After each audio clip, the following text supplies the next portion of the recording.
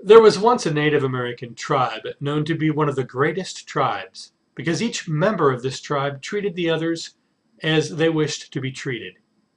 This tribe had a chief known to be one of the greatest chiefs because he led with compassion, kindness, and wisdom. One day, a hunting party came back and they had killed 4 deer, more than any other hunting party had acquired during the entire year. They decided to have a celebration, and at that celebration, they gave each member of the tribe one large piece of venison for their own. The chief was watching from a distance, and he was surprised to see that the biggest piece of venison went to a 9-year-old girl. The 9-year-old girl had grabbed her piece of venison, was eagerly awaiting to take her first bite, when her sister showed up. And her sister said, "Big sister, I know I'm late for the celebration, but would you please share your piece of venison with me?" The older sister clutched the venison to herself and turned away from her sister and continued to eat. At this point, she wasn't as happy as she was a few moments ago, but she was getting full. The chief then walked over towards the young girl. She noticed him immediately and thought to herself, "Why is the chief coming towards me? I'm not anybody special. I'm just a little girl. What's he going to bother me for? I can't make any difference. I wish he'd leave me alone." Then the chief got to the little girl and asked her to follow him. Of course, she did as she was told, and she followed him on a path into the woods.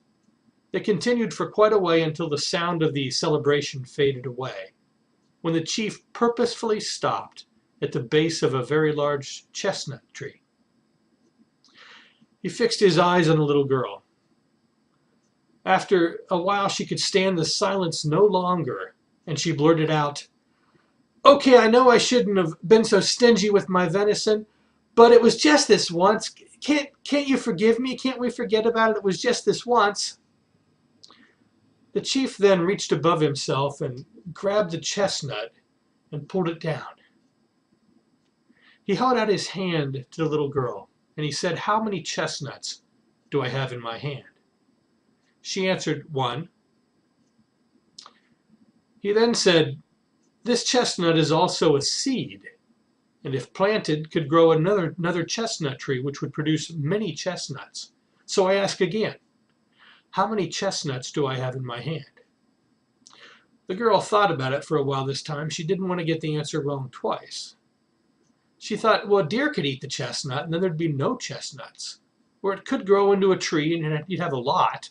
Or that tree could even have chestnuts, which would grow into more trees, and then you'd have a whole lot. She wasn't sure how to answer, so she said, "It could be a whole lot, but I'm not sure."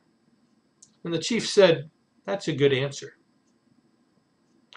Today at the celebration, you were being watched by your younger sister's friends.